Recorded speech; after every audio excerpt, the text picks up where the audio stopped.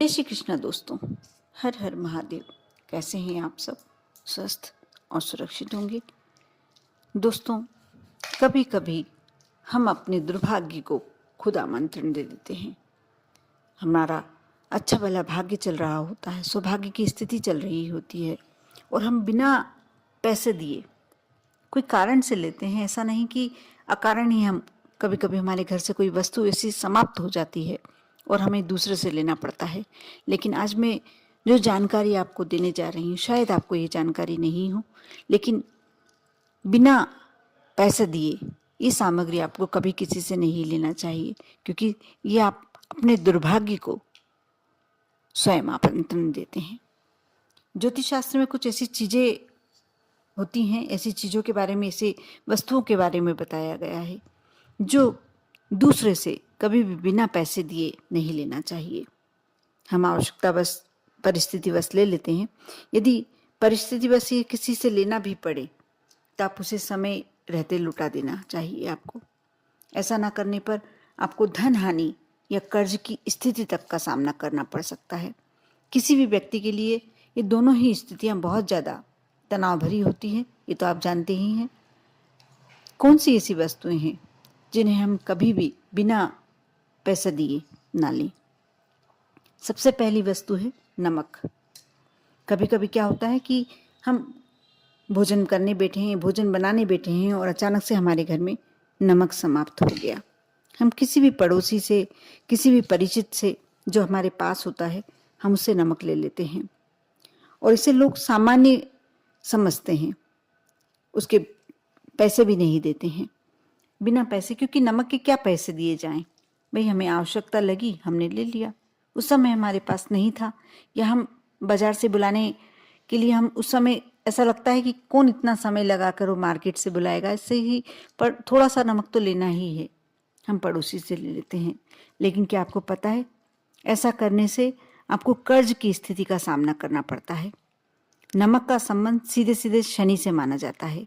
यदि आप किसी से बिना दाम चुकाए उधार का नमक ले लेते, आप जरूरत की छोटी सी सामग्री किसी से लेते हैं, तो आपको कर्ज तक आपके ऊपर हो सकता है।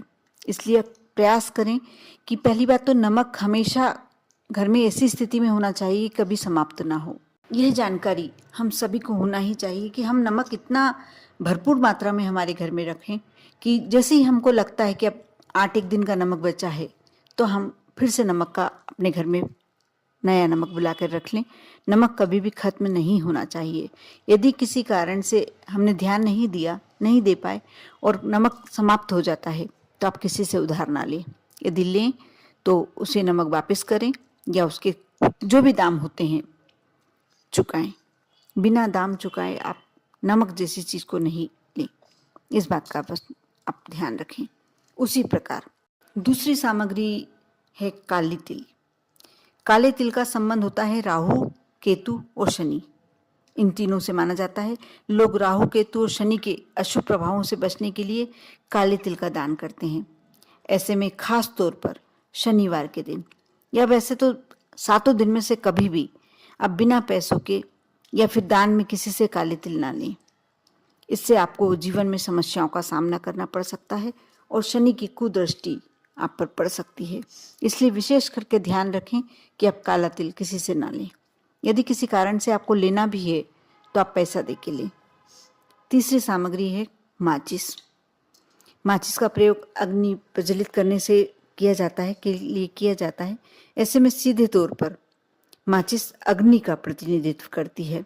ऐसे में माना जाता है कि यदि किसी से माचिस उधार ले ली जाए तो परिवार के सदस्यों में क्रोध की अधिकता होने लगती है। इससे आपके घर में अशांति का वातावरण बनने लगता है। इसलिए कभी भी आप किसी से माचिस बिना पैसों के ना लें।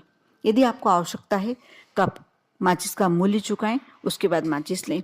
कई बार होता है हम मंदिर जा रहे हैं, हमारे पास माचिस नहीं है, और हम किसी से लेकर काम चला लेते हैं। बिल्कुल नहीं। आप पहले ध्यान रखें कि आप माचिस, यदि आप मंदिर जा रहे हैं, दीपक प्रज्वलित करना है, या किसी कारण से आपको माचिस की आवश्यकता है, तो आप अपने पैसे की खरीदी हुई माचिस का ही उपयोग करें। देखने में बातें बहुत छोटी सी लगती है, सुनने में बातें बहुत छोटी सी लगती हैं, लेकिन इसका क्या असर हमारी जिंदगी में पड़ रहा है, क्या हमको इसका बर्दाश्त करना पड़ेगा, क्या सहन करना पड़ेगा, हम बिना सोचे समझे ये कार्य कर लेते हैं। और अधिकतर होता ही है, कोई जानबूझकर नहीं लेता है, लेकिन हम जाते हैं अपने सरलता से, सहजता से हम ये सामग्रियां दूसरे से ले लेते हैं। इसी प्रकार इसी श्रेणी में आगे आपको जो वस्तु बता रही हूँ वह भी आप किसी ना किसी से ले ही लेते हैं। कभी भी किसी से बिना पैसों के तेल नहीं लेना चाहिए। ये भी मैंने अक्सर देखा है कि स्त्रियां जब भोजन बनाने बैठती हैं और घर में तेल खत्म हो जाता है, तेल समाप्त हो जाता है, तो किसी ने दूसरे पड़ोसी से बोल दिया जरा सा हमें तेल दे दो, हमें सब्जी बनानी है। लेकिन ये बिल्कुल गलत है। इससे आपको अशांति, धन हानि का सामना करना पड़ सकता है। खास तौर पर सरसों का तेल कभी भी बिना पैसे के नहीं लेना चाहिए। सरसों का तेल शनि का दान माना जाता है, शनिदेव को अर्पित किया जाता है। इसलिए आप बिना पैसों के जब तेल लेते हैं तो माना जाता है इससे शनि नाराज हो सकते हैं और आप पर शनि की कुदृष्टि पड़ सकती है, शनि की दशा आप पर शुरू हो सकती है। इससे आपके जीवन में परेशानियां बढ़ने का संकेत होता है, क्योंकि जिसके जीवन में शनि का प्रवेश होता है वो कुदृष्टि लेकर होता है। वह व्यक्ति समस्याओं से ग्रस्त रहने लगता है, परेशानियों से ग्रस्त रहने लगता है और हम अपने आप ही समस्याओं को आमंत्रण देते हैं।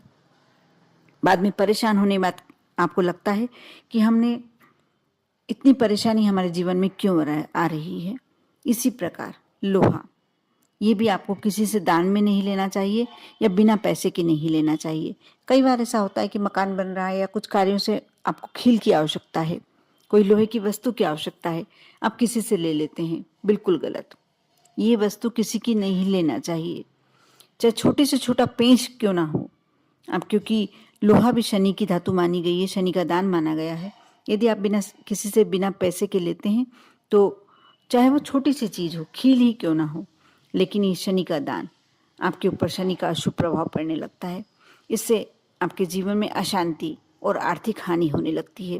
ये छोटी छोटी बातों का आप ध्यान रखकर अपने जीवन को बहुत सारी परेशानियों से मुक्त कर सकते हैं। हम शायद सुनने में आपको अच्छा ना लगे, लेकिन हम अपने आप ही परेशानियों को आमंत्रण देते हैं। आप यदि जीवन में छोटी छोटी बातों का ध्यान, और ऐसा नहीं ये जानकारी सिर्फ आपको होना चाहिए, आप जिसको अपना मानते हैं, जिसको दोस्त है, जो आपका रिश्तेदार है, जो आपके बच्चे हैं, उनको भी ये बातों का समय रहते ध्यान दिलाते रहना चाहिए, याद कराना चाहिए कि आपको इन सामग्रियों का कभी भी किसी से ना लें। कहीं जाते हैं, कई बार देखा गया है कि आप पिकनिक पे जा रहे हैं, नमक लेके नहीं गए साथ में, भाई किसी का भी नमक है आपने उपयोग में ले लिया। कहते हैं नमक आप जैसा खाएंगे, जिसके घर का खाएंगे, वैसे ही आपकी बुद्धि होती चली जाएगी। कोई दुष्ट व्यक्ति का यदि आप नमक खा लेते हैं तो आप पर पाप भार चढ़ जाता है और आपका जो एक ओरा होता है वह कमजोर हो जाता है, आपकी बुद्धि भ्रष्ट होने लगती है। इसलिए ये छोटी छोटी बातों का आप ध्यान रखेंगे तो हो सकता है कि आपके जीवन में बहुत बड़ी परेशानियों से आप बचे रहें। आप विश्वास करें और विश्वास के साथ इन बातों पर अमल करें। आप पर और आपके पूरे परिवार पर भोलेनाथ की कृपा यूं ही बनी रहे। ओम नमः शिवाय।